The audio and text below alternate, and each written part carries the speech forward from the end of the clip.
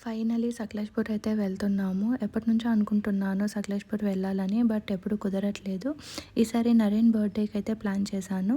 బెంగుళూరు నుంచి సకలేష్‌పూర్ రీచ్ అవ్వడానికి minimum 5 hours అయితే పడుతుంది. మేమైతే మార్నింగ్ 7కి స్టార్ట్ అయిపోయి 12:30కి రిసార్ట్‌కంతా రీచ్ అయిపోయాము. మేము బుక్ చేసుకున్న రిసార్ట్ స్ట్రీమ్ ఎడ్జ్ రిసార్ట్. ఇక్కడైతే డిఫరెంట్ రూమ్స్ అన్నీ ఉంటాయి. ఏ రూమ్ కావాలంటే అది రూమ్ బుక్ చేసుకోవచ్చు.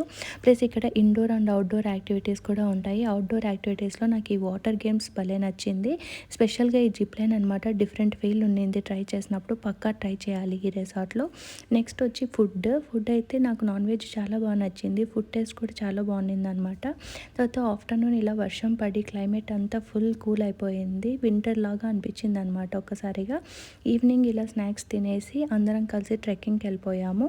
ట్రెక్కింగ్లో అయితే ఇలా డిఫరెంట్ ఫ్లవర్స్ తర్వాత చాలా బాగా ఎంజాయ్ చేసాము. తర్వాత రిసార్ట్కి వచ్చేసి ఈవినింగ్ క్యాంప్ ఫైర్ స్టార్ట్ చేశారు. క్యాంప్ ఫైర్లో కూడా మనకు కావాల్సిన స్నాక్స్ కూడా ప్రొవైడ్ చేస్తారు. ఇంకా ఈ రిసార్ట్ గురించి సకలేష్‌పూర్ ట్రిప్ గురించి క్లియర్ వీడియో కావాలి అంటే నా యూట్యూబ్ ఛానల్లో ఫుల్ వీడియో ఉంది. ఒకసారి చెక్ చేయండి. నచ్చితే లైక్, షేర్ అండ్ సబ్స్క్రైబ్.